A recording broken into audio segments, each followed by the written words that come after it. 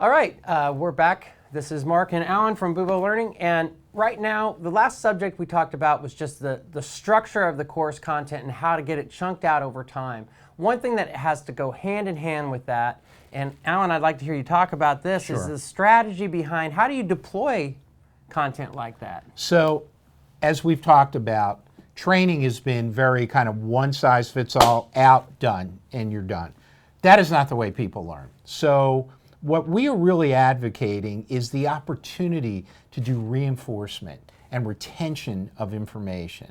And then take that information that is retained and apply it to specific real-life situations that an organization would go through.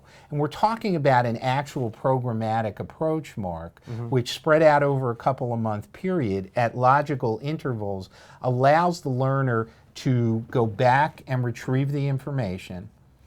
It allows the organization to set parameters and scenarios for the learner.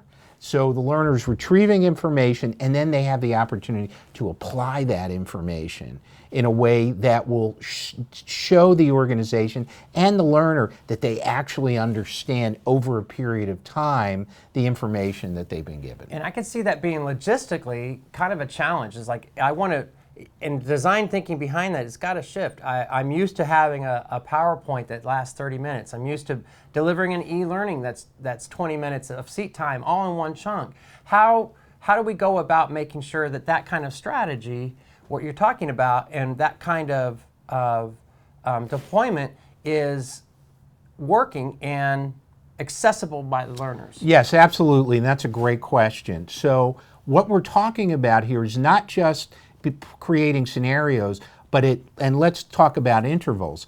72 hours, critical time after I've learned something, 2 weeks, 4 weeks, 8 weeks. Let's actually not just give them scenarios, let's then test them.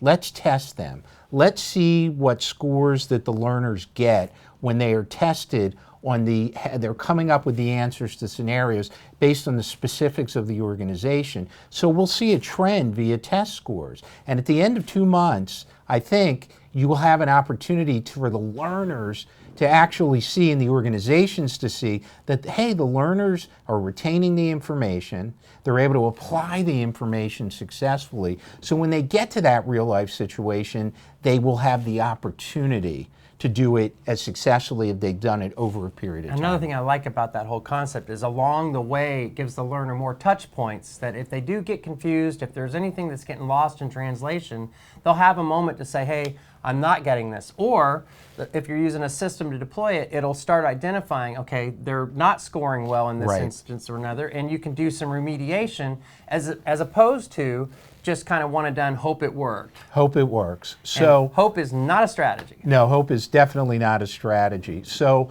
I think that starts to take us down an approach where we have reinforcement, we have retention, we have application. I think what we're going to talk about next is how do we sustain that knowledge over a period of time. And what kind of data can we capture from it? Absolutely. So come back if you're interested in that, and leave us comments if you have any to add to the discussion. We're eager to hear your thoughts and your proposals as well. Absolutely, and who wouldn't be interested in this subject matter? I think they all will be. Yeah. Thank you, guys.